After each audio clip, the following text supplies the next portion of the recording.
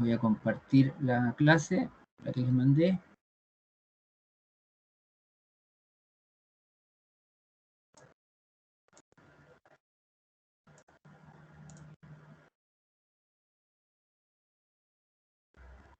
Ya. ¿La ven?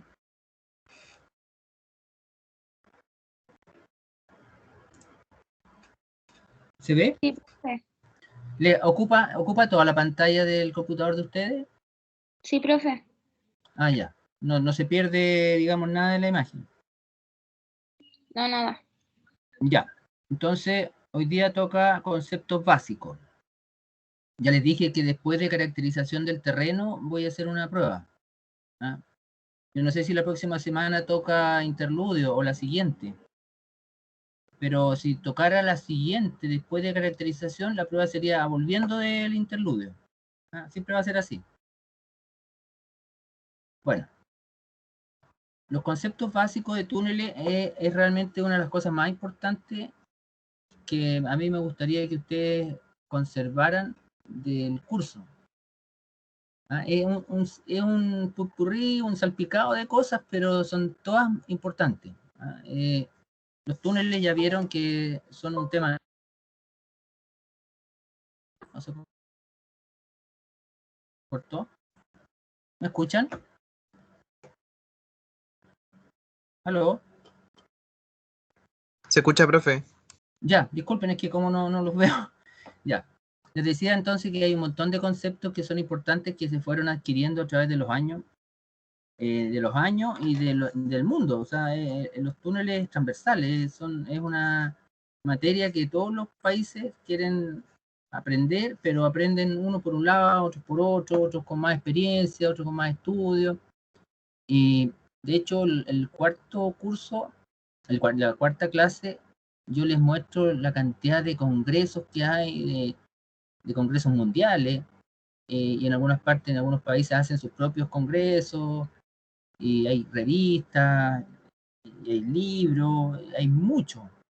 Es para perderse, o sea, realmente es una cosa impresionante.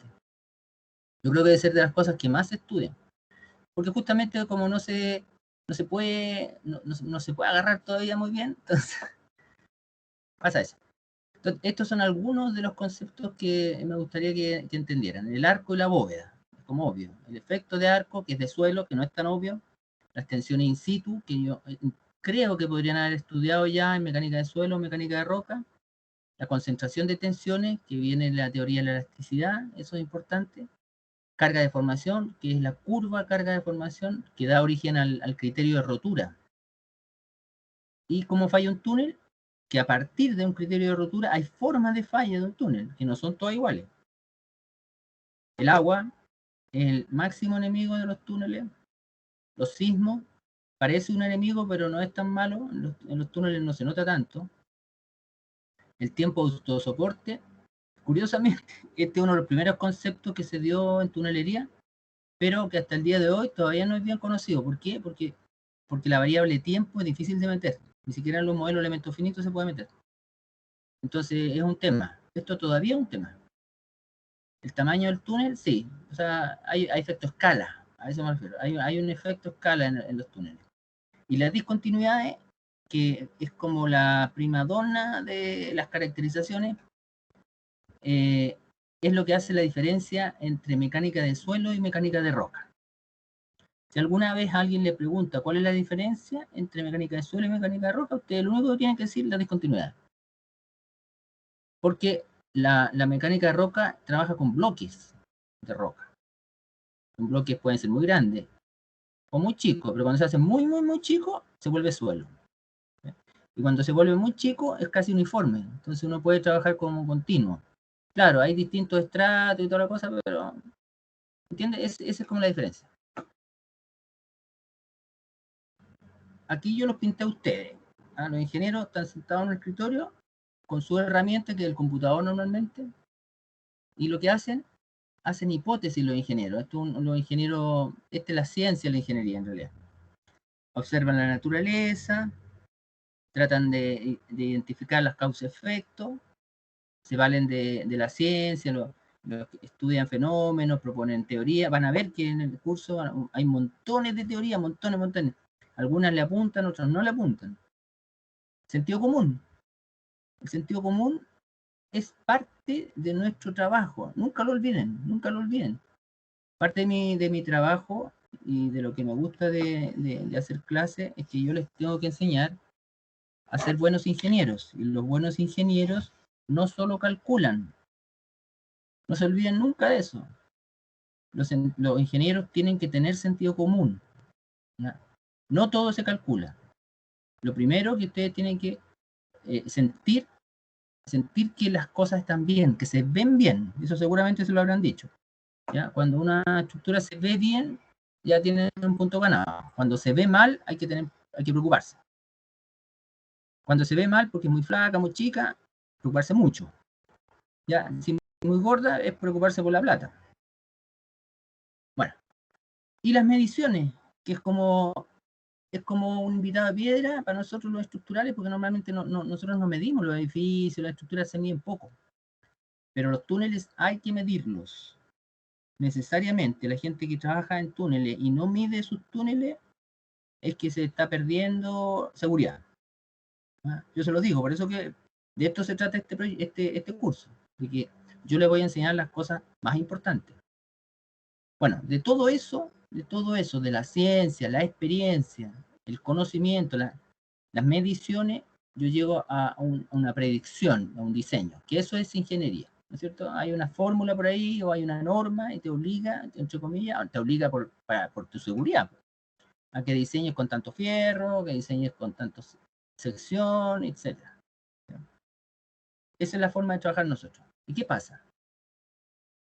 Que nosotros, cuando yo hablaba de sentido común, de alguna manera tiene que ver con esto.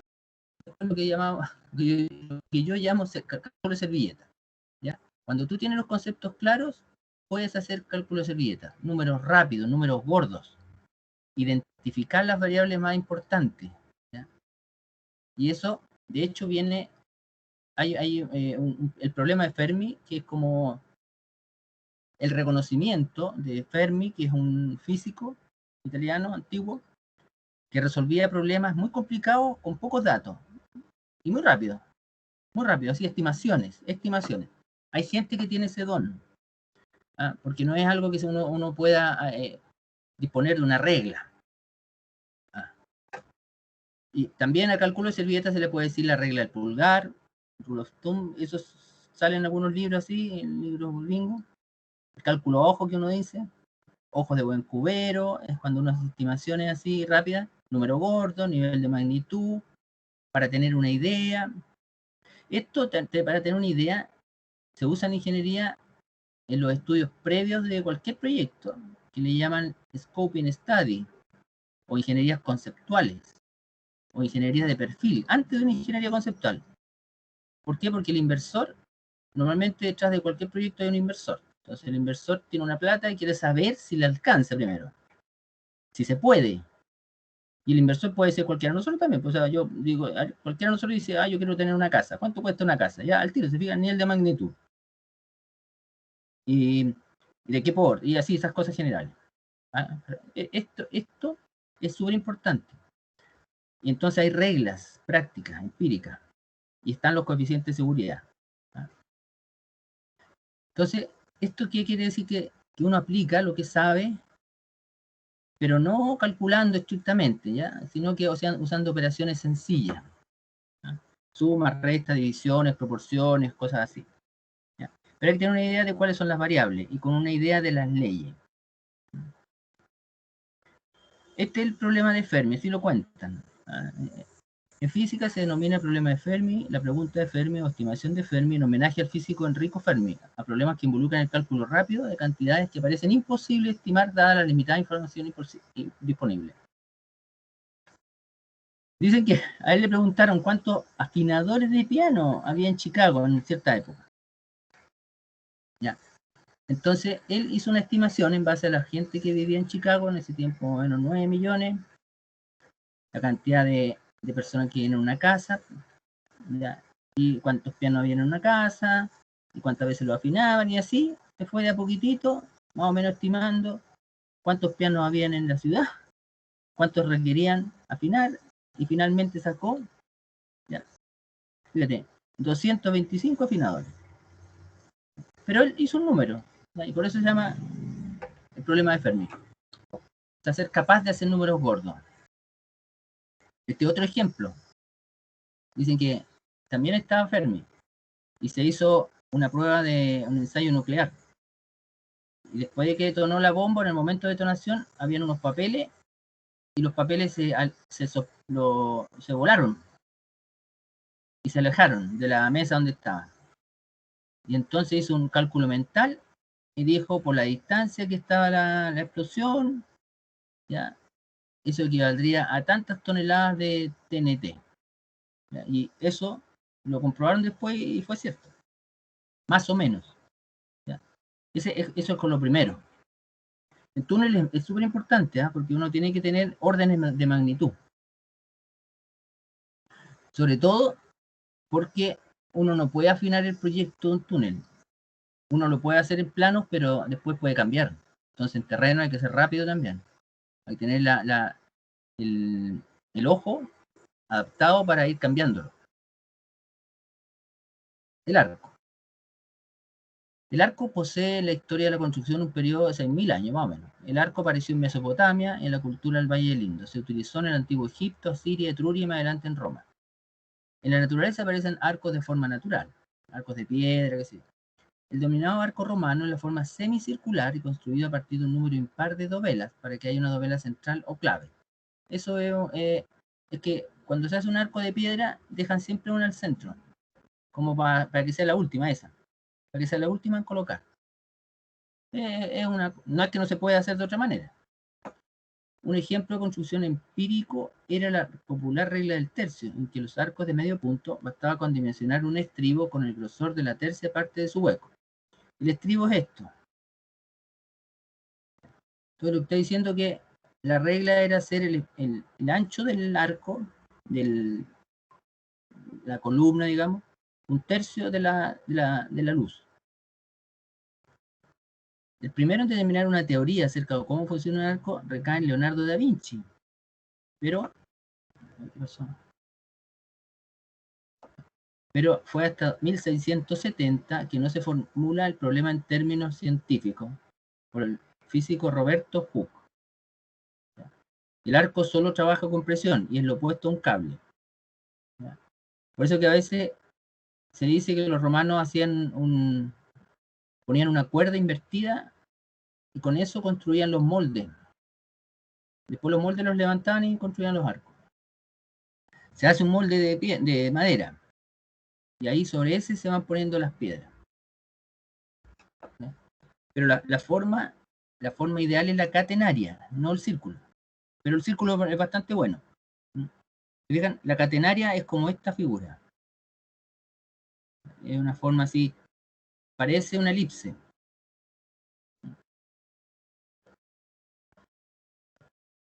Y esto que está aquí dibujado era una forma de calcular antiguamente los arcos, que uno calculaba la dirección de la fuerza y esa fuerza tenía que estar físicamente dentro del espesor del arco. Aquí me acuerdo que, a ver, vamos a ver si está este.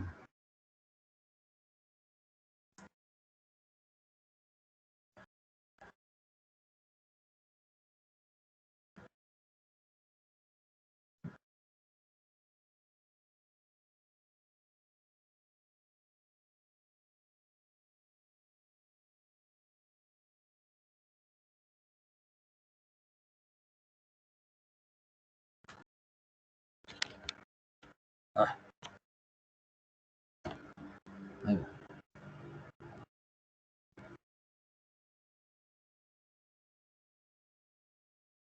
No, esto no.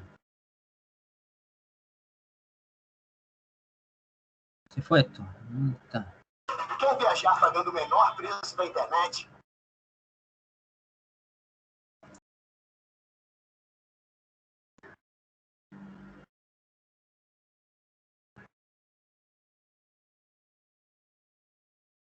Una señal. El arco, con todas sus formas, es una estructura única, adaptable y sólida que ha dominado el mundo occidental desde hace 2000 años. Es capaz de unir grandes distancias, soportar grandes pesos y los estragos del tiempo. Todo esto lo logra a partir de los más simples materiales que a la vez lo hacen la estructura más perdurable que conoce el ser humano. La idea principal de un arco es canalizar la fuerza que la estructura necesita soportar de manera que sea más eficiente en términos de cómo se usan los materiales para su construcción. No existe otra estructura que se le acerque en eficiencia al arco y sus parientes: la bóveda, el cilindro y el topo. Pero hubo una época en que dichas estructuras no se conocían. Si hubiese estado vivo hace unos 2000 años y hubiese querido construir un puente que atravesara un riachuelo relativamente ancho, sus posibilidades hubiesen estado bastante limitadas. Quizá hubiera podido derribar un árbol si el riachuelo era lo suficientemente estrecho, y de esa forma hubiese creado un puente y cruzado de un extremo al otro. En ingeniería a ese árbol se le llama viga. La viga, la estructura más básica, se ha usado desde hace unos 12.000 años antes de Cristo. El Stonehenge, en las ventosas llanuras del sur de Inglaterra. Hay vigas o linteles sobre los pilares equidistantes en estas estructuras antiguas. Más tarde los griegos usaron este método de construcción en sus templos. Era práctico y hasta hermoso, pero limitado por la distancia que una viga de madera o piedra podía tener antes de ser separada al caer. No obstante, en alguna parte, en algún momento en la antigüedad, alguien se dio cuenta de que había una mejor forma de construir estructuras grandes y prácticas. Desafortunadamente, los materiales de construcción en la antigüedad tenían limitaciones, lo que forzaba a los arquitectos de esa época a ser creativos. Las restricciones que tenían los romanos era la disponibilidad de los materiales. No se pueden construir vigas de bloques de roca. Se podían construir de madera, que era lo que estaba disponible para los romanos. Pero de nuevo el problema era que estaban limitados a pequeñas distancias. Por ello, tenían necesidad de descubrir una nueva forma de estructura, una que pudiese generar solo fuerzas compresivas y para la que se pudiera emplear la roca y el concreto como materiales ideales. Qué innovadores fueron los ingenieros romanos que descubrieron que el arco era la estructura ideal. De hecho, aún lo es. Ellos tomaron una idea simple y antigua y crearon una civilización sobre ella. Pero, ¿qué es lo que realmente hace a esta estructura tan maravillosa? La simple idea de una cadena colgando ilustra perfectamente todos los principios de la estructura principal de un arco. Es mucho más fácil de visualizar. Aquí tenemos una fuerza en tensión, y si te puedes parar de manos, o si lo congelas y lo volteas, podrías ver cómo se distribuyen las fuerzas en el arco. La clave es que esta cuerda nunca se equivoca. No miente y siempre se adapta a la tensión que se le hace, porque la cuerda solo puede soportar tensión. De la misma manera, una estructura de bloques de piedra no miente, ya que solo puede soportar compresión. El arco puede soportar presiones enormes si es una estructura hecha a partir de la compresión, es decir, puede soportar presión. Mientras más fuerza se le aplique, más comprimido estará el arco. Por otra parte, si se le aplica tensión al arco, pierde su fuerza rápidamente. Si se separan los cimientos del arco, este se desmorona. El secreto de la estabilidad en el diseño del arco está en contener las fuerzas o la línea de empuje, nombre que recibe la estructura del arco. Si movemos el arco, los soportes que están a su alrededor se ajustan a los diferentes movimientos y se adaptan a las nuevas fuerzas internas. La clave o la magia es que pueden soportar una gran variedad de posibles presiones. Además, cuando el piso se mueve, el arco se ajusta con facilidad a los movimientos. Es un equilibrio, se mantiene de pie. En un arco hay una línea de fuerzas que lo atraviesan.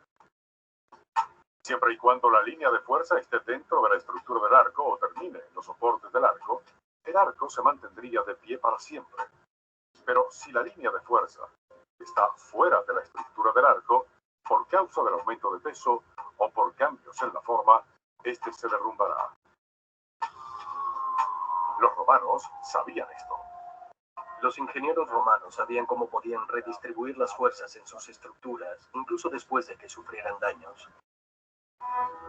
Los arcos vienen en todos los tamaños y formas.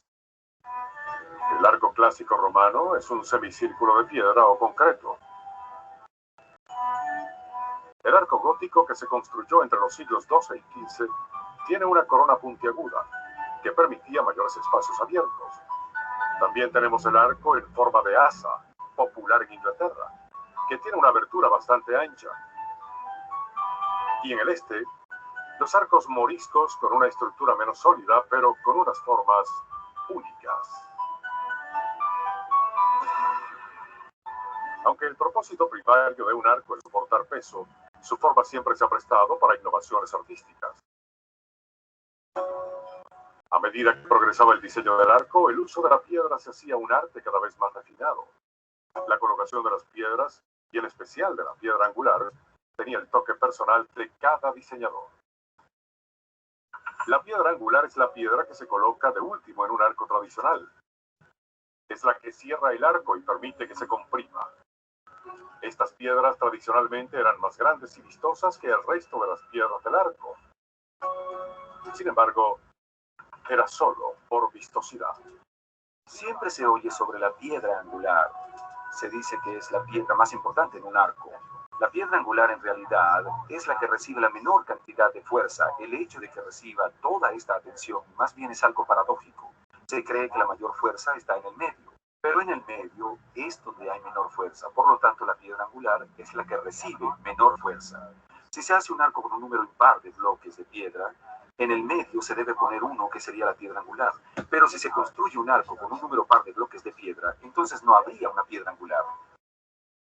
Pero por el hecho de ser la última piedra en el arco, dicha piedra tiene un propósito muy especial.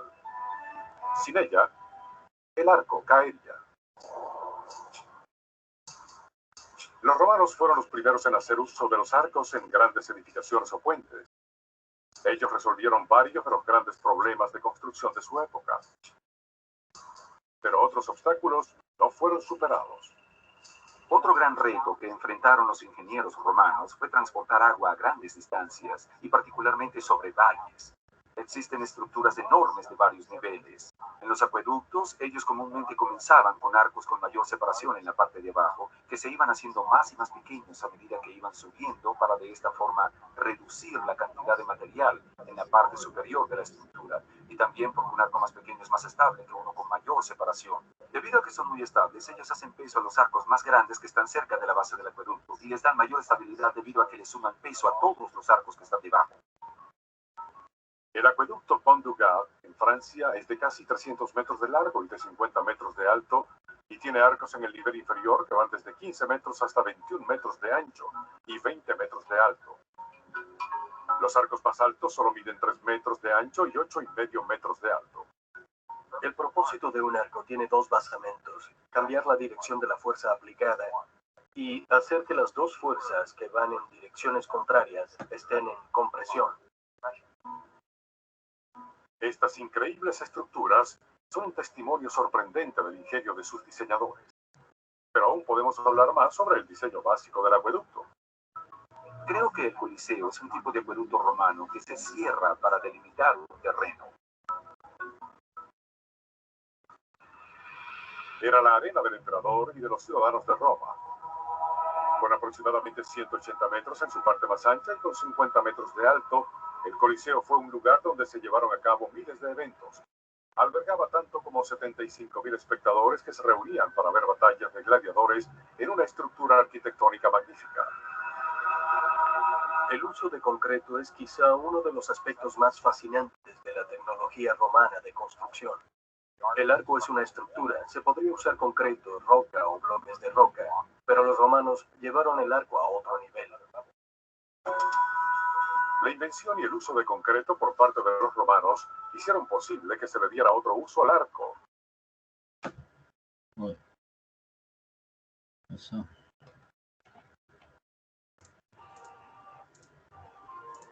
Parece que se metió una propaganda.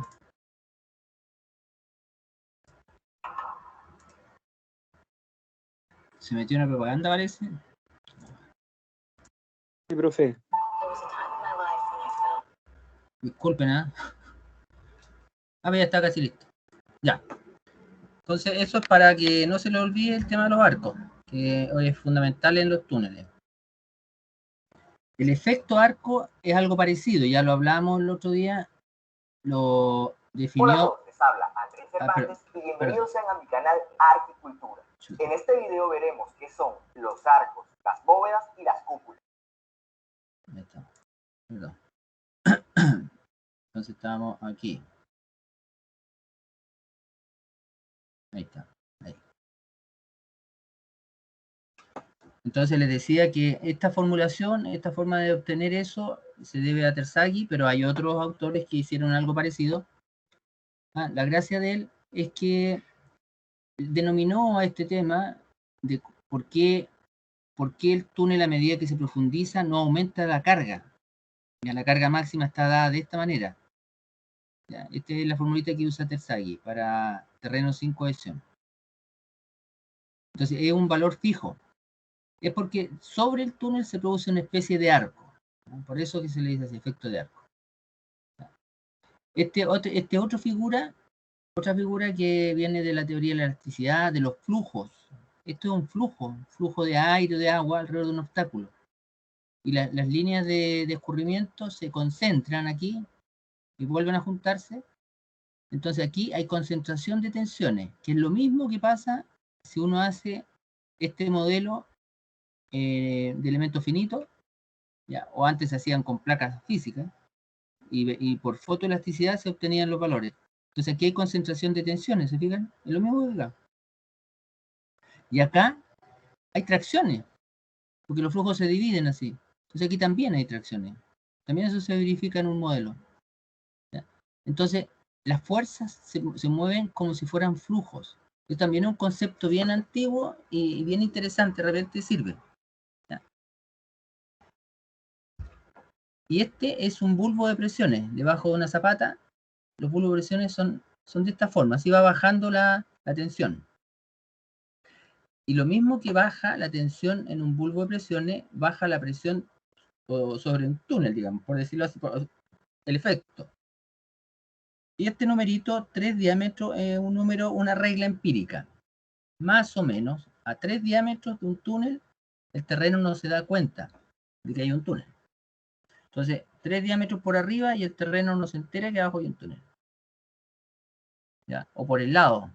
Entonces, si yo hiciera 2 túneles, lo ideal sería que estuvieran, ojalá, bueno, o si hay una estructura a 3 diámetros de distancia, no se entera. No es lo mismo tener otro túnel a 3 diámetros, porque ahí la distancia se superponen los efectos. Pero el efecto de un túnel a 3 diámetros ya no se notaría. Y es lo mismo que pasa con la zapata. El aumento de carga de una zapata a 3 diámetros ya es casi imperceptible. Porque va aumentando esto, hay un cono en la zapata. Las tensiones in situ. Las tensiones in situ son las tensiones que existen en el terreno antes de que uno haga nada. Yo no sé si eso se lo han pasado en mecánica de suelo, mecánica de roca. ¿Sí o no? ¿Sí o no?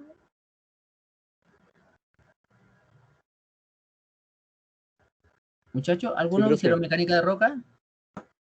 Sí, profe. Profe. ¿Sí? ¿Y les pasaron lo que son las tensiones in situ? Deberían. Bueno, la idea es que son las tensiones que hay en el terreno antes de excavar. Ya. Según la teoría de elasticidad, uno lo puede obtener de esta manera, en un terreno incompresible. Es nu partido por 1 menos nu, que no es el módulo de Poisson. Por ejemplo, se propone un 0,3 para suelo. ¿Se fijan? Jackie puso esta fórmula, 1 menos seno phi, que da entre 0,3 y 0,5 en suelos. Pero en rocas, Hooke, en su libro de excavaciones subterráneas, publica este gráfico, que son un registro de las tensiones in situ medidas. ¿Ya? Fíjense que bajo los 500 metros, estos son 500 metros, las tensiones casi siempre son sobre 1. Fíjense. Y eso por el producto del tectonismo, los empujes de las placas tectónicas. Y bajo los 500 metros empieza a ser parecido a 1. Hay una tendencia a ser casi 1. ¿Ya? Entonces es como un clásico que en roca, por comodidad, uno usa K sub 0 igual a 1. ¿Ya? K sub 0 es la relación entre la presión vertical y la horizontal. ¿Ya?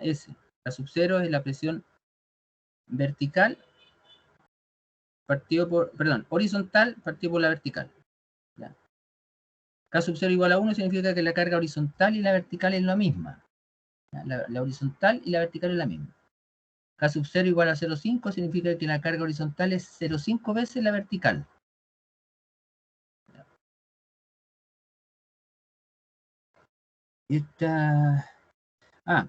También ocurre que en una quebrada, cuando hay cambios en la topografía, cuando ya no es un terreno horizontal, la dirección de las tensiones principales, que normalmente la tensión principal mayor es la máxima, en este caso sería la horizontal, por eso dibujaron un crucecita con las patas esta más grande. Tiende a tener la dirección de la topografía, la superficie del terreno. Entonces, en una quebrada, como que en un valle, tiende a tener esa forma. Las concentraciones de tensiones. Estos son dibujos tomados también del libro de Hook y Brown. Es como se ven las tensiones principales alrededor de una abertura, ¿ya? En un medio elástico. ¿Ya? Cuando el K sub 0 es igual a 1, o sea, la carga vertical es igual que la carga horizontal, alrededor de un agujero se ve esto. La tensión máxima es tangencial y tiene un valor de 2. ¿Ya? Esta es la tensión máxima. Y a medida que yo me voy profundizando, se va achicando. ¿Ya? Y se vuelve 1. ¿A qué distancia? A 3 diámetros. A 3 diámetros, la tensión vertical es igual a la horizontal.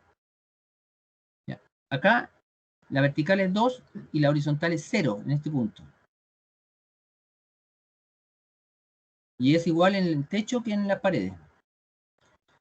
Pero si yo tengo la carga vertical 1 y la horizontal 0,5, o sea, el K sub 0 es 0,5, acá la carga vertical es más grande que la horizontal, como un suelo, esto es como un suelo. En un túnel hecho en un suelo, la carga máxima va a estar en las paredes.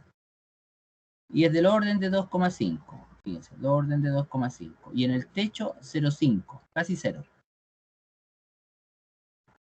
Si yo hago el mismo túnel, pero ya la carga horizontal es casi nula, y solo tengo carga vertical, en las paredes tengo 3. Y en el techo tengo -1, tracción. ¿Ya? Entonces, otra vez, yo en un medio elástico, la carga máxima esperada es 3 veces, por este valor, 3 veces la carga vertical. O sea, si yo tuviera 100 metros de tierra, perdón, 100 metros de tierra, lo máximo que debería tener aquí deberían ser 300 metros de tierra, 300 por gama, por el peso unitario. Eso podría ser una regla. ¿Qué pasa si cambia la forma? ¿Qué pasa si se vuelve elipse? Cuando la carga vertical es mayor que la horizontal, conviene que la forma del túnel sea elíptica con el eje mayor hacia arriba. ¿Ya? Porque de esta manera se igualan las tensiones en los bordes. Fíjense, no es 2. No es 2. Es 1,5. ¿Ya? O sea, este caso yo lo podría comparar con este en realidad.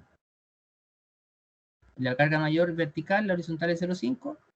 La carga mayor en las paredes 2,5, 0,5. Pero eso yo lo puedo cambiar. Si yo hago la forma de esta manera, se iguala y se reduce a 1,5. ¿Se entiende, no es cierto? Si la tensión vertical aumenta y la horizontal disminuye, o sea, llego más al extremo, ahí sí que se va a notar. Aquí tengo 2 y ahí tengo menos 1. Y si yo soy porfiado, le pongo la tensión, o sea, la forma la hago al contrario, en vez de así, con el eje mayor horizontal, aumentan muchísimo las tensiones, llego a 5, y ahí a 1. Ahí no me conviene hacer secciones como aplastadas. ¿Ya? Entonces, estos son todos los efectos del K sub 0. ¿Ah? Eso es lo que quiere mostrar este monito. ¿Y qué pasa cuando tengo una figura como un cuadrado? Aumentan las tensiones en las esquinas. ¿Fijan? 6,8 en las esquinas. Más grande incluso que aquí. Antes no tenía diferencia. Antes no tenía diferencia, pero ahí, ahora, antes era mayor ahí, pero ahora con una esquina es en la esquina. 1 y 0,5. 1 y 0,5, pero yo la alargo, baja un poquito. Yo la alargo en el sentido de la tensión principal mayor, pero se baja muy poco. Pero si redondeo las esquinas, si le quito las esquinas, sí que bajan. Fíjense, sí que baja. Incluso baja más que este. ¿Se fijan? Solamente porque lo alargué en la dirección de la tensión principal mayor. ¿Y qué pasa si tengo un medio punto, que es el arco que hablaban de los romanos? Tengo una concentración de tensiones muy grande acá abajo. ¿Ya? Este es 1, 1, 1, 1, 1. ¿Ya? Tengo este se podría comparar con este. 2, 2. Esa era mi comparación. Pero ahora tengo 2 en el techo, 1 aquí, pero 8 acá abajo. Mucho. Pero si yo redondeo, le doy una curvatura aquí al piso, o sea, como que este ángulo lo abro, bajo a 3,3. ¿Se fijan? A 3,3. Y ahí me quedan 2. Si la tensión, el K sub 0 es 0,5, yo puedo hacer esto, con esta misma forma llego a esto. O sea, podría compararlo con 0,5, fíjense. 0,5, 2,5. Y ahora tengo 0,5, 2,2 y 2,5 aquí. ¿Ven? Yo puedo manejar un poco las tensiones manejando la forma. La forma y las tensiones in situ. O sea, dada una tensión in situ, yo puedo encontrar una forma que es la más adecuada. ¿Bien? Ya. Hora del recreo. Entonces, 10 minutitos, ¿parece? ¿Para que puedan comer algo? Ya, profe. Okay, Gracias. 17:07. A las 17:17 volvemos. Acá, profe. Ya, profe. Ya.